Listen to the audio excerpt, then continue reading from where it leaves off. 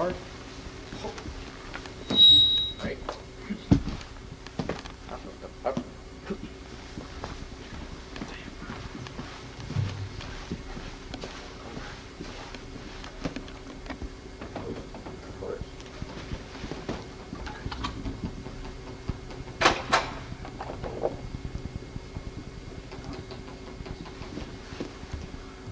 If you'll join me in the Pledge of Allegiance, please. I pledge allegiance to the flag of the United States of America and to the republic for which it stands, one nation, under God, indivisible, with liberty and justice for all. Right.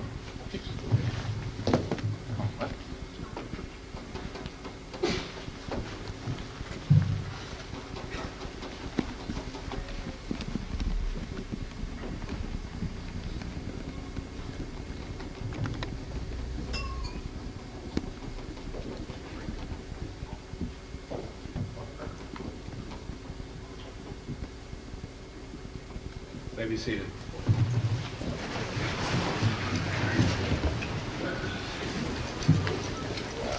On behalf of the California Space Development Council, I am delighted to welcome you here to this symposium, and also on behalf of the National Space Society, of which I was once vice president and hopefully will rejoin the group on the board in the near future.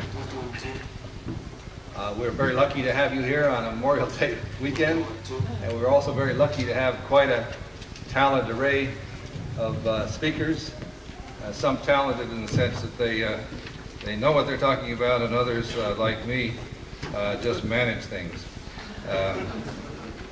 To begin with, I would like to introduce Loyd Case Jr., the president of the California Space Development Council. Loyd?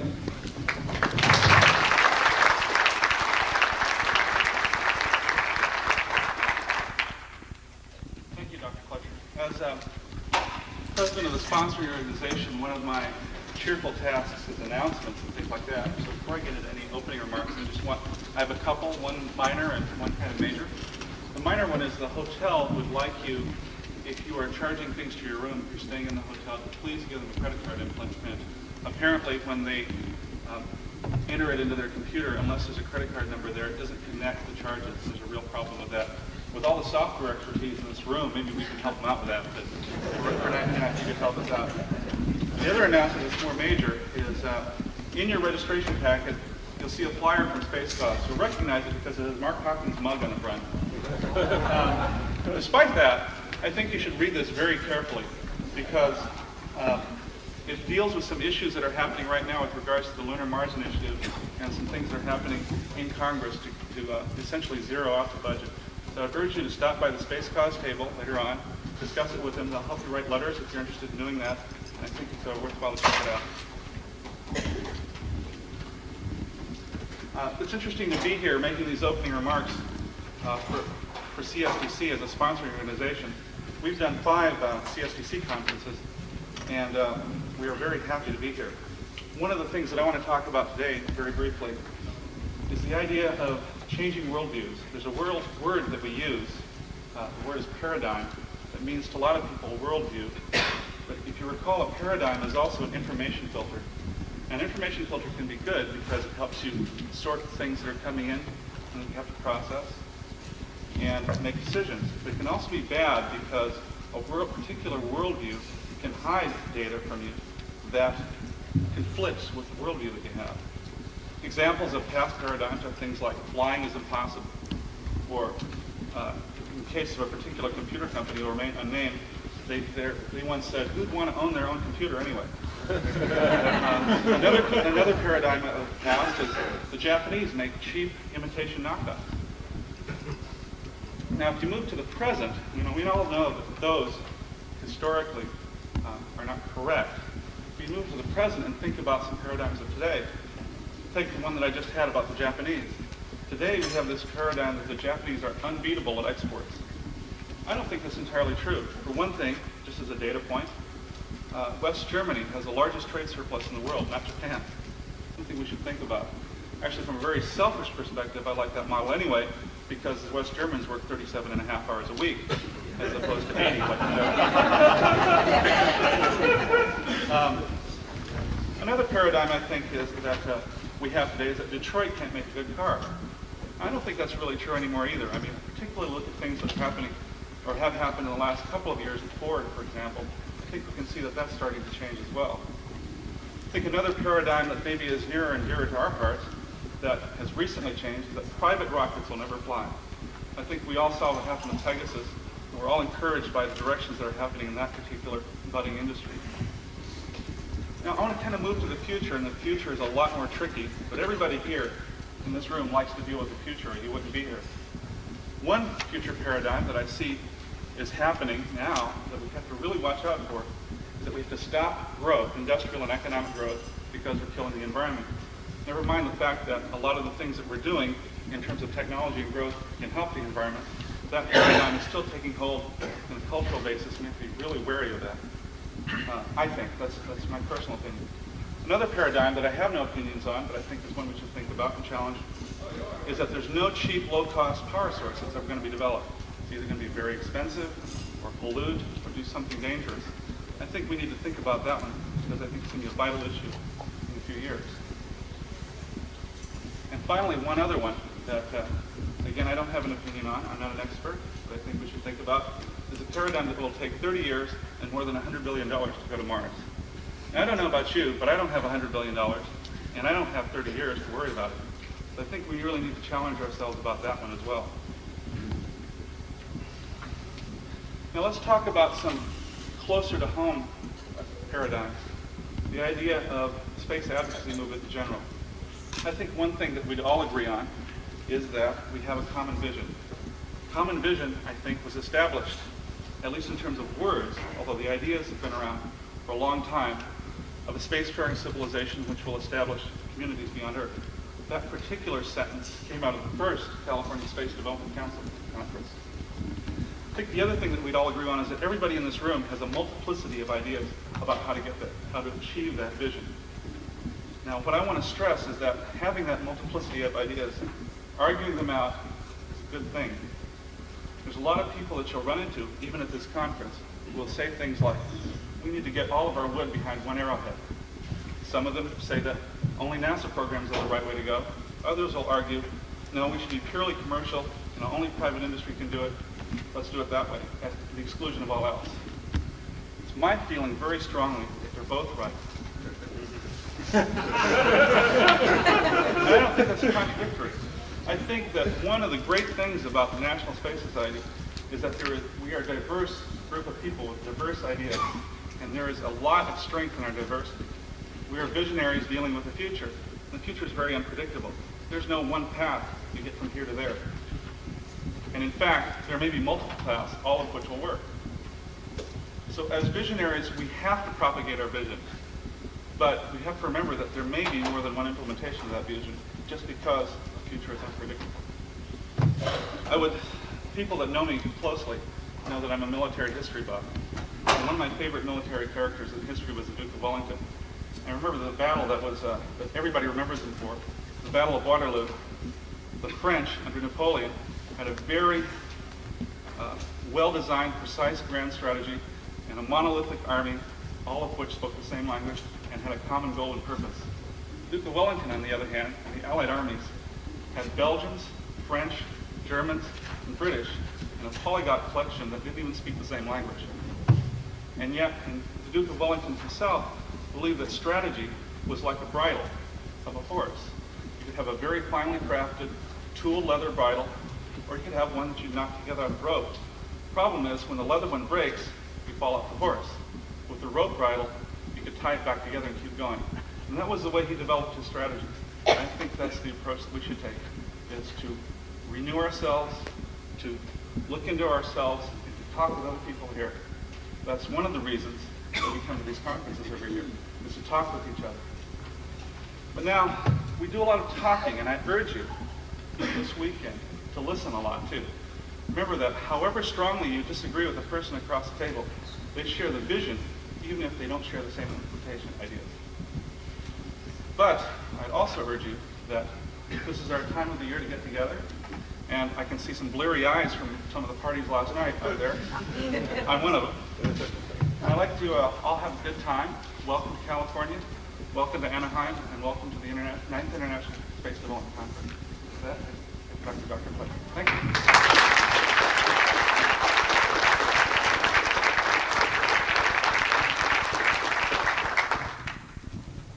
Thank you, Loyd. Our other welcoming sponsor, of course, is the National Space Society, and as you probably know, Charlie Walker is the recently elected president of the National Space Society. Charlie, I'll introduce Charlie later in another capacity.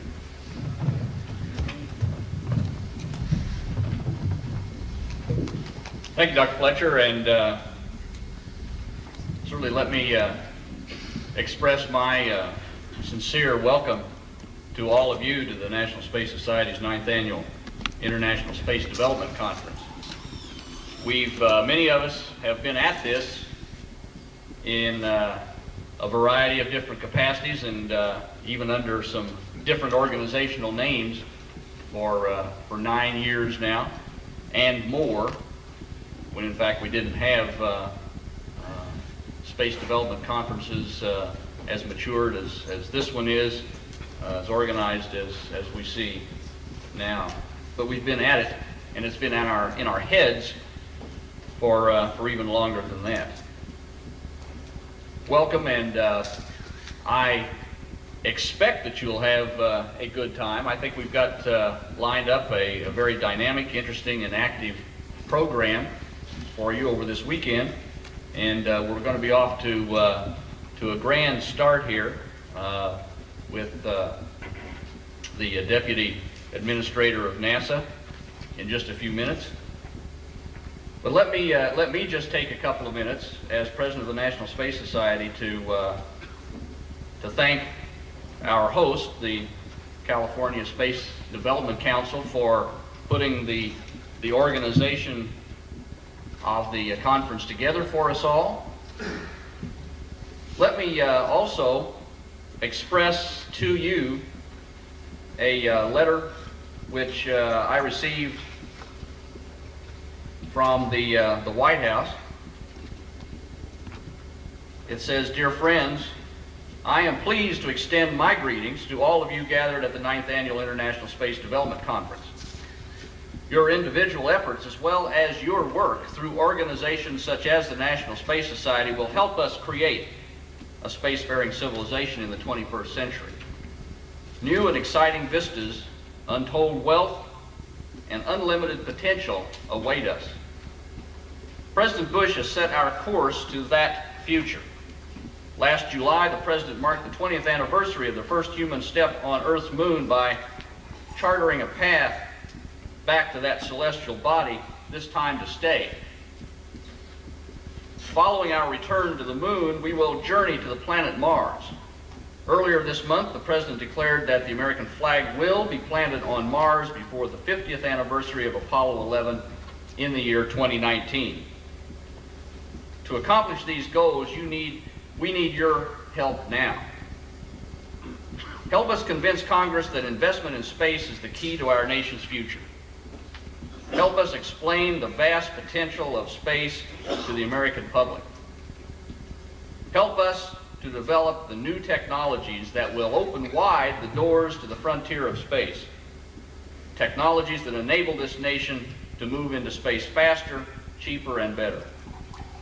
Lastly, help us think of new ways to open space for exploration and enterprise. For today and for that future that all of you know is attainable. Best wishes for your successful conference. Signed sincerely, Dan Quayle, Vice President of the United States.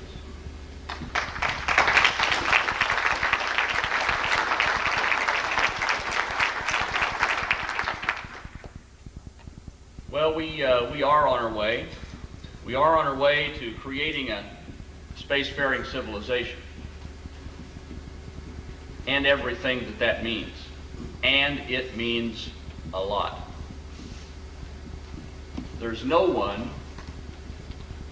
no one in 15th century Europe that had any comprehension of what Columbus's voyages and all that would follow to this continent would bring. No one had any idea of what the future held that would unfold from that discovery, the discoveries and the utilization of the newfound resources in this continent. And there have been ups and there have been downs from those discoveries, but the trend has been clearly and unmistakably for the human race a much better future than would have been the case in isolation, or if in fact there had not been on this planet the North American continent, the South American continent. The National Space Society that you are here as a part of, participating in, not just today, but year-round, is in fact a dynamic and growing people's institution. It is the People's Space Society. We now have over 29,000 members and growing internationally. There are over 120 active chapters internationally. We have done a good deal. We continue to talk, discuss, and debate a lot, and that is good. There is nothing that comes from stagnant plodding. We're making progress among ourselves. I firmly feel that the only way that we as a flesh and blood and spirit race, the human race, can really advance into the infinite challenge of the universe that surrounds this small mote around this common star is to challenge ourselves and to fall down occasionally, bloody our noses, and by God, get back up again, reach farther and fly higher the next time. That's the only way. In fact, I might, before I turn the program back over and let us all move on with the events, I might just quote from one of our all-time favorite popular heroes, Pogo. There's often one phrase that I think is most often quoted from this immortal character, but there's one that I have very rarely seen quoted, but that I like a lot. Pogo once, in one of the innumerable situations that this character found himself, stated that with great insight that we are surrounded by insurmountable opportunity. Well, I would only modify that with a corollary that in low gravity nothing is insurmountable. Thank you all.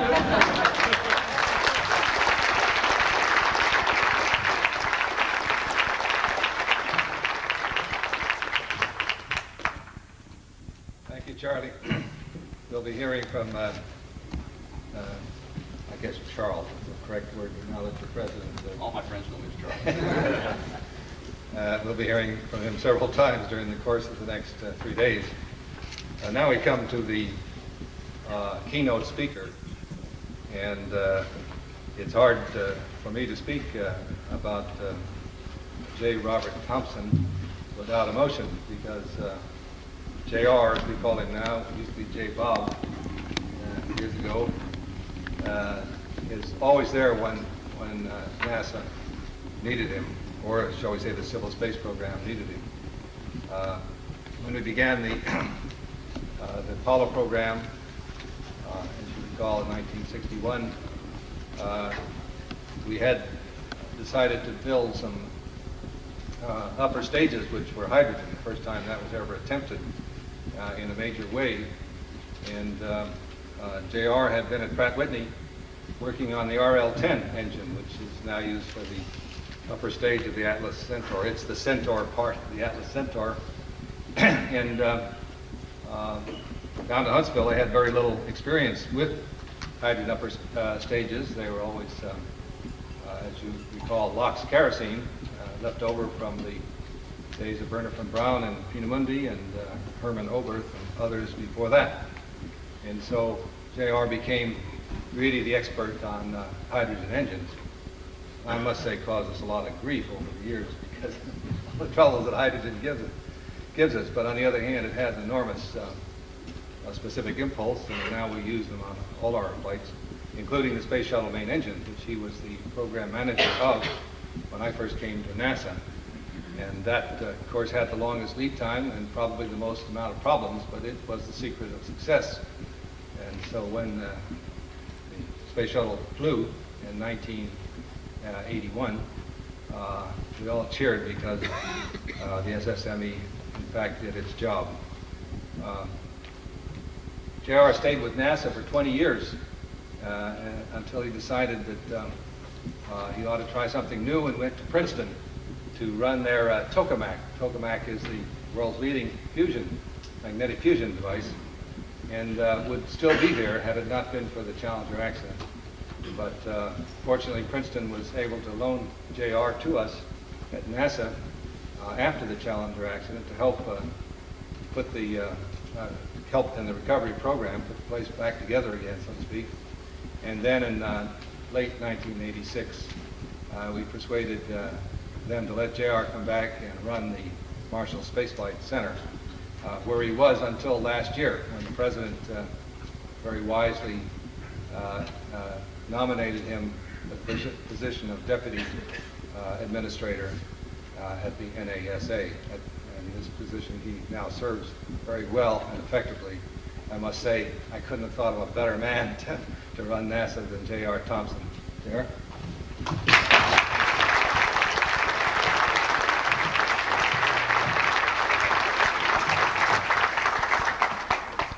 Thank you very much, Jim. It's, of course, it's always good to see you, and as I look out in this audience, there are a lot of other faces that I'm familiar with, and it's also good to be back among the real people of the space program.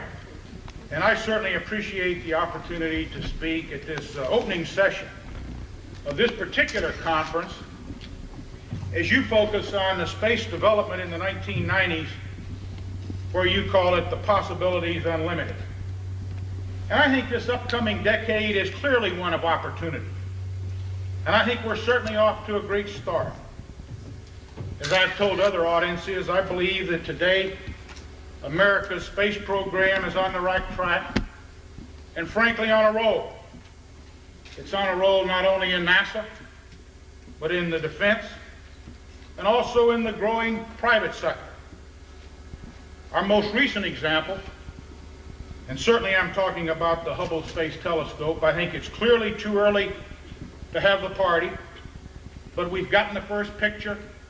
The spacecraft is in great shape. The telescope is functioning quite well.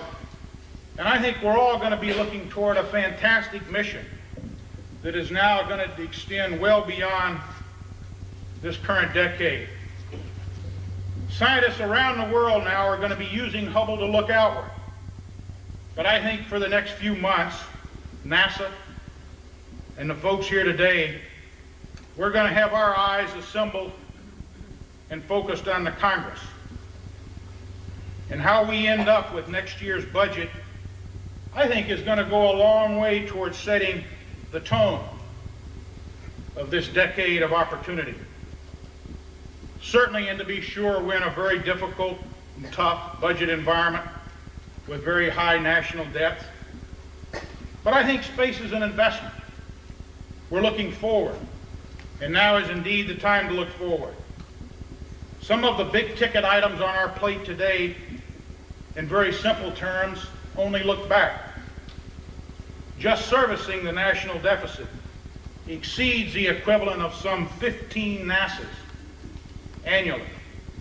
The S&L bailout could exceed 20 NASAs in its run-out costs.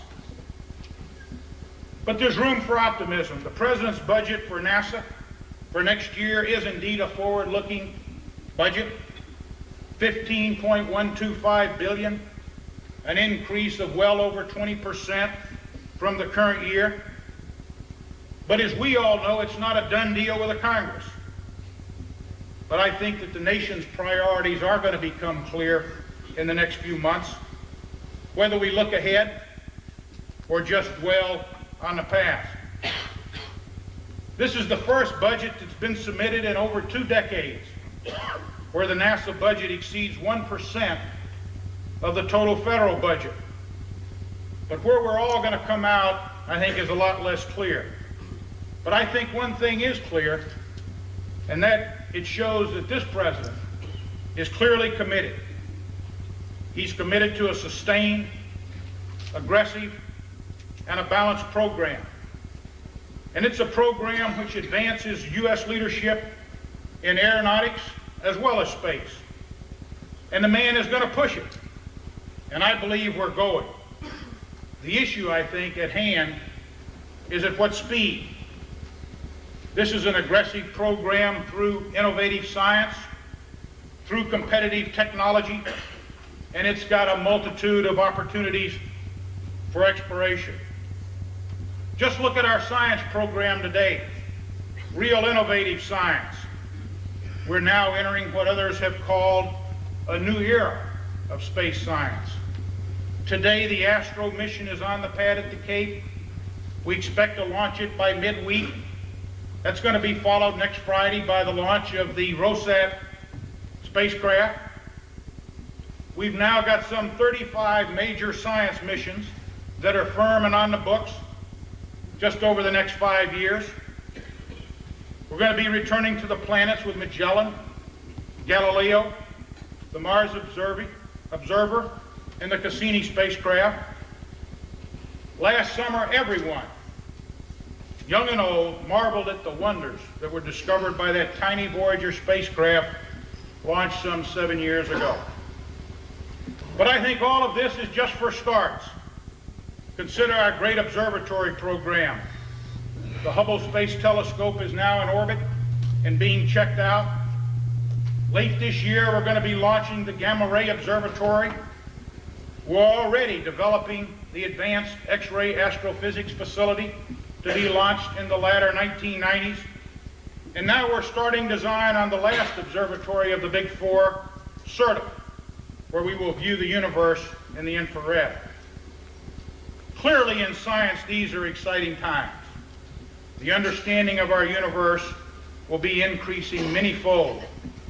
COBE, launched just last fall, has certainly whet our appetite. But as we look out to the stars and the planets, now is also the time to look back on planet Earth, to understand what's happening in a global environment. And very clearly now we are embarking on a project that's going to last for decades. Its mission to planet Earth, or the Earth Observing System. So in parallel to exploring other planets and looking outward, we're now going to be paying a lot of attention to our own. Be studying the complex interactions between the land masses, sea ice, and the atmosphere. Understanding is, of course, just a first step toward fixing our problems. And there, of course, I'm talking about the carbon dioxide pollution, the ozone depletion, and loss of our forests and deserts. We clearly owe this to our next generation, the generation of the 21st century. Our science programs now are going to be advanced by the men and women of the Space Shuttle and the Space Station Freedom Program, microgravity research, materials processing, the life sciences.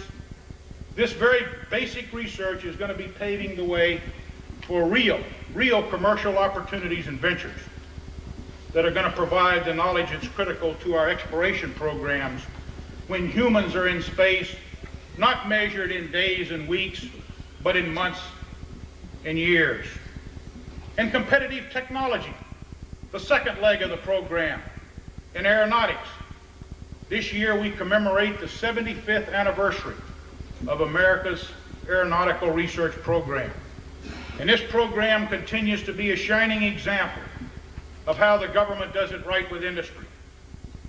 For a very modest investment, clearly less than $1 billion annually, we together reap in return in excess of $18 billion in a very favorable trade balance.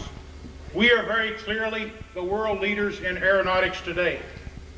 The National Aerospace Plane, NASP, combines the very best of our aeronautics and our space technologies.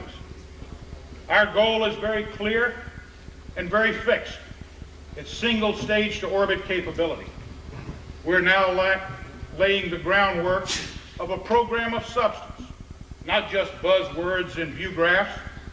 Our roadmap is going to evolve through a series of experimental spaceplane test flights that are going to continue throughout the next years of this decade, that are going to be pushing the very limits of flight control technology, propulsion, and materials research that's going to ensure our position as a world leader.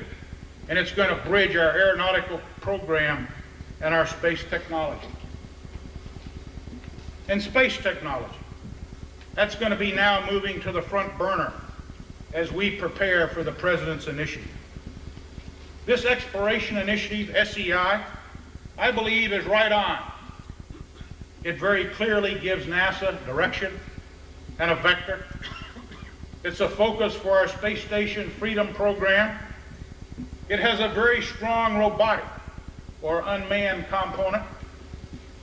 Excellent science opportunity that I believe is only going to strengthen with additional time and thought. It's very clearly technically doable today. Hell, we did it as a sprint mission some 20 years ago. And I believe that it can be planned to avoid the high costs, at least for the next few years. It's going to be a program that stimulates education for our youth. It's going to drive technology in ways that we can't even envision now and give us the economic benefits that we're going to flow for many years to come. The opportunity for international cooperation that can flow out of a program like this, I believe, extends far beyond just keeping the cost down. But I think last of all, but as important as all of the above, is the pride we in America are going to have for having done it. It's the right program at the right time. In the words of the late Dr. Wernher von Braun, and I quote, "We have been passengers on this planet long enough. It's time that we look around for another view."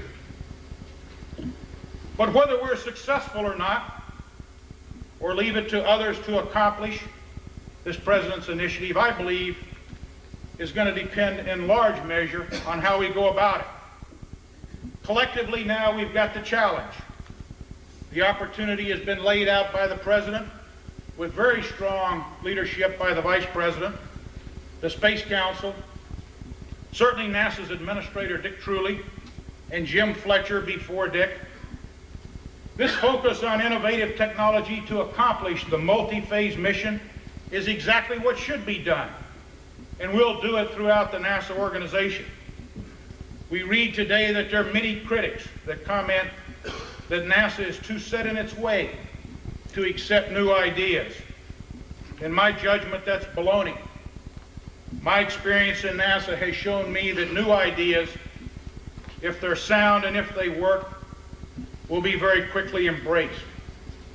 But let me also throw in a word of caution. My experience in some 25 years in space flight has also shown me that space flight is not easy if you do it right. As a matter of fact, it's hard. There are no shortcuts. Our approach then needs to be balanced. We need the new innovative ideas from individuals, universities, and our national labs. And we need to properly mix it and blend it with the experience that we've attained from Gemini, Apollo, Skylab, Voyager, Magellan, Galileo, COBE, and now Hubble, our DoD programs, our current space shuttle, and our EOVs. We need to build on these strengths, but avoid taking out a clean sheet of paper at every opportunity.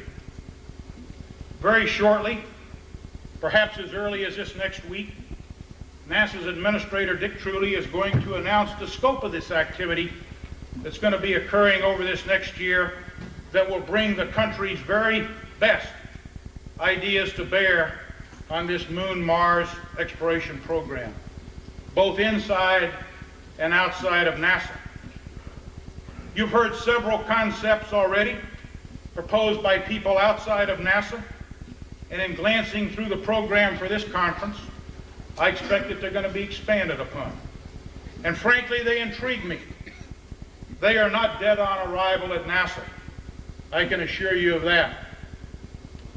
But in the spirit of openly reviewing all of our options, let me propose one that I'm attracted to because it gets us going at an affordable price very quickly. First of all, I'd like to make a few comments about the criteria that would lead me to lean this way. And all of this, I believe, is consistent with the President's charge. First, Mars is where we want to go, no later than 2019, 50 years after Apollo. In 2019, I'll be 83, so schedule's important.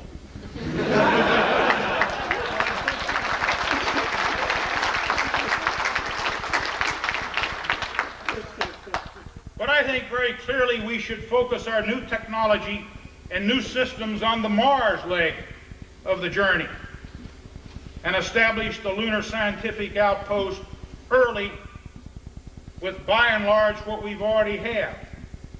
And we can do it for a fraction of the cost of Apollo and at a fraction of the schedule. But how can we do such a thing? I personally believe that we can expand our operation of what I would call a modified space shuttle orbiter and fly it to the lunar orbit. Just think about it. It's the finest and most flexible spacecraft we've ever built.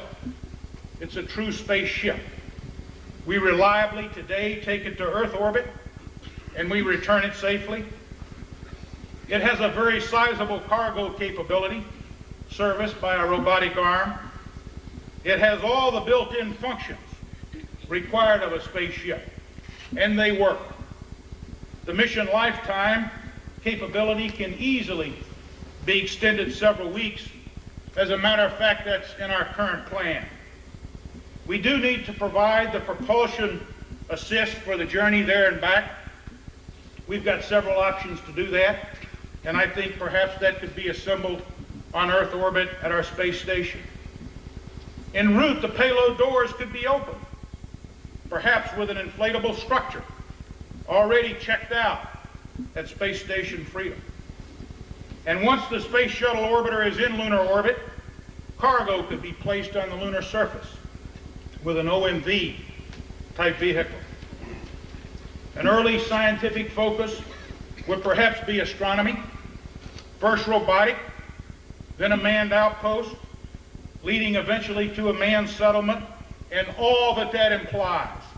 Think about it. I'm serious. Certainly there are plenty of blanks to be filled in, but I think it very clearly allows the innovation of the new ideas, and it also allows us to build on the strengths that we've already got, both our hardware and our experience. The international component could easily be added, consistent with our policy. These are just a few of my thoughts. Others are going to have plenty to say, but I believe we will, within a year or so, embark down a road we all have long awaited. Yogi Berra, if he were here, would remind us that the future ain't what it used to be. But I'm not sure he's right if we go about it in the right way. For the next few years in this decade, the groundwork for the exploration program is very clearly going to be our focus. Heavy lift launch vehicles, a good hard assessment of the role of nuclear power, closed-loop life support system, develop our thinking on a very extensive lunar scientific outpost with mining eventually of the lunar soil, aerobrake, precursor unmanned mapping of the surface not only of the moon but also of the red planet, expanding clearly the utility of our space station Freedom, not as a space station but eventually as a way station, lunar habitats on that surface as well as the red planet. And the list goes on and on. New ideas certainly are going to crop up by ourselves within NASA and others, and we're going to be taking a hard look at it. But I think we've all seen the results of a grounded space program. Whatever we do, however we do it, we need to do it right because we're all in it for the long haul. Of course, I've stated there's going to be new technology. Our goals are ambitious. Innovative ideas are going to be demanded. But let's don't make technology alone our end product. Or in my judgment, we're going to get bogged down and never do it. To go, to explore, to settle, and to return safely is the mission. And we're all going to be judged by that. Certainly the preparation and the long lead technology, though, are going to be the primary task for the near term. However we do it, it's going to demand our very best, our very brightest. John F. Kennedy said almost 30 years ago, we're going to go to the moon and return safely and do all those other things. Not because it's easy, but because it's hard. It was true then, and it's equally true today.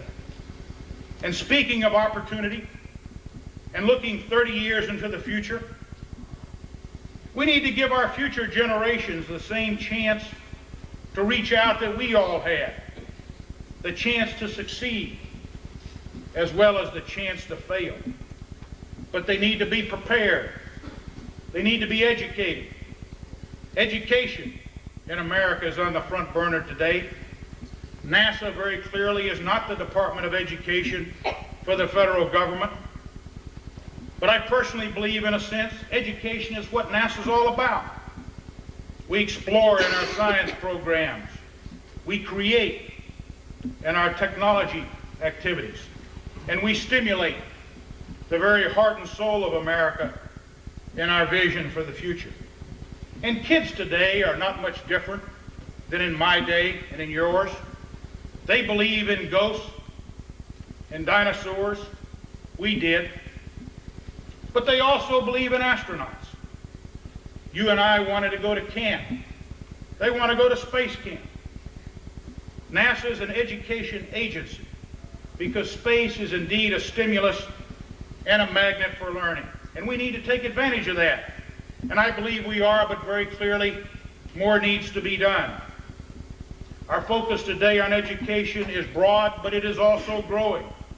Today we've got in excess of 150 programs, starting with the elementary through the secondary schools and on to the university level, reaching minorities, creating real job opportunities, and lifting the general public awareness in science and environment and technology as you folks do.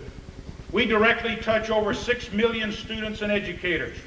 Just this last year, we visited 2,000 schools, 3,000 classrooms, sponsored some 250 science fairs, assisted over 27,000 teachers in school workshops just focusing on the math and sciences.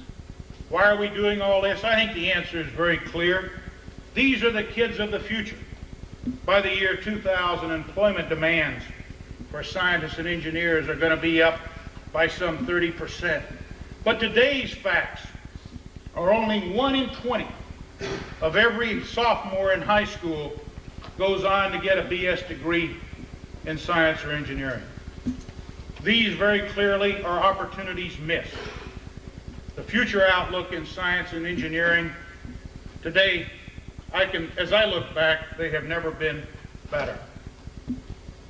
I believe that the NASA programs will do a lot for this country during this current decade, and that's one reason I would encourage this group to do as much as it can in the direction that you're headed to make sure that we can pull it off. It's one of our best investments. It's balanced. The science, the competitive technology, and the opportunities for exploration. These are my views. Certainly there are others. But maybe the results of the Hubble Space Telescope are going to finally convince the Wall Street Journal that there's more to the future than just takeovers and junk bonds.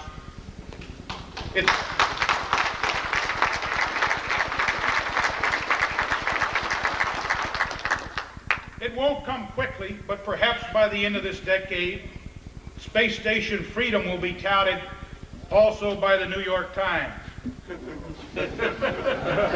On the space station freedom, let me just make a few comments. I believe by any measure, the space station is going to be a tremendous research facility.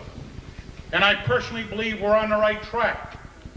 We need to do whatever it takes to get it launched by the mid-1990s. We have not had a space station now for far too long. There's been too much focus on this so-called reduced capability. In my judgment, that argument is way off base. Just compare what the space station freedom is going to have with Mir, or what you read about Mir in the future, Space Lab or Skylab. By any parameter, power, volume, scientific capability, laboratory accommodations, growth potential, you pick it, space station freedom wins hands down. The capability, in my judgment, once we get it up, is going to far exceed our very hard requirements, and there'll be plenty of opportunity to grow from there. I'd also like to make a few comments about the space shuttle. In my judgment, without question, it's the most reliable transportation system this country has to space. Since returning to flight now in late 1988 under the leadership of Jim Fletcher, the NASA system and its contractors, the people and the hardware, have performed exceedingly well. But as we all know, our fortunes can turn on a dime. We all know that. It's a very critical program. It's going to be critical in terms of where we go in the future. We need to start addressing our operational costs. But at the same time, we need to incorporate some of the improvements that give us the added margin. The advanced solid rocket motor, new turbo machinery for the shuttle main engines, upgrades for the orbiter avionics, the auxiliary power units, some of the landing gear, and there are others in this list as well. I think this spacecraft is going to be around for a long time, particularly if we can evolve it, as I alluded to earlier, to become a true spaceship. We need to keep it current, to build on the safety margins that we've got. I believe we're going to be flying it for many decades, and I think we need to plan to do it right and turn it into the spaceship, perhaps with the potential that I indicated. Let me spend just a minute now and close on the future. Where will we be 10 years from now? If I were standing before you on May the 26th, the year 2000, giving you a snapshot of where we are, I believe I would be reporting somewhat as follows. We would have just launched our 129th space shuttle. The payload would be a logistics resupply module to the space station Freedom, and at the same time it would be carrying a third generation instrument for the Hubble Space Telescope.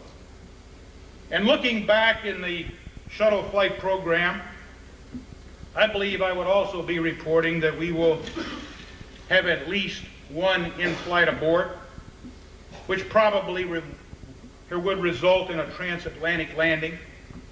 The risk, as I indicated earlier, is always there. But overall, I'm sure that I would be reporting that the shuttle program would be healthy.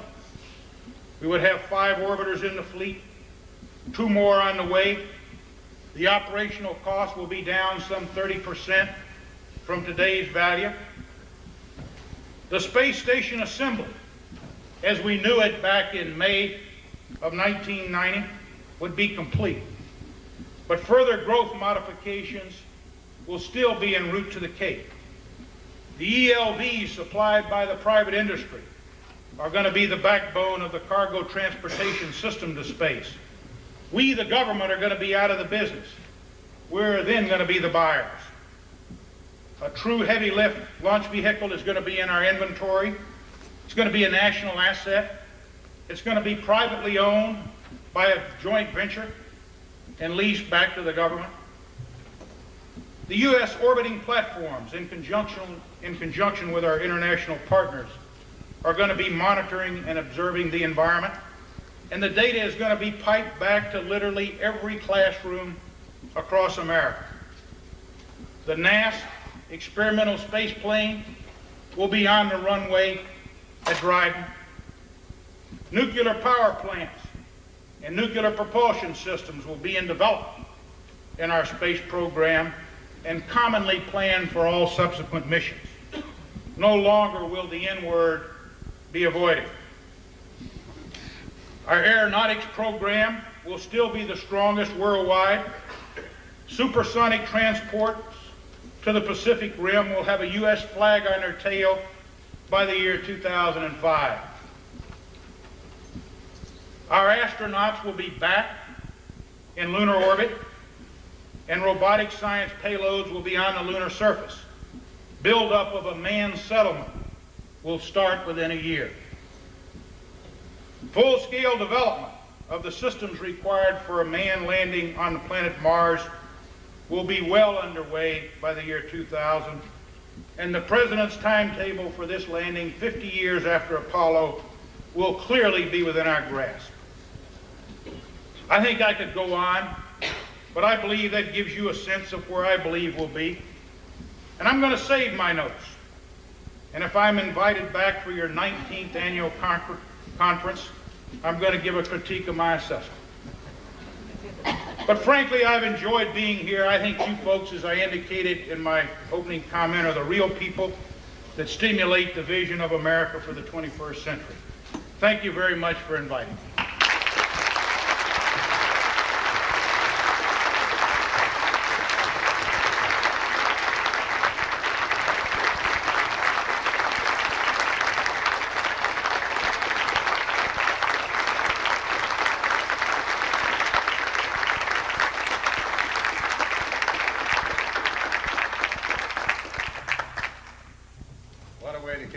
Conference.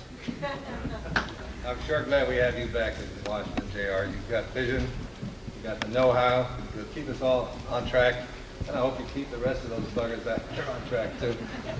I mean the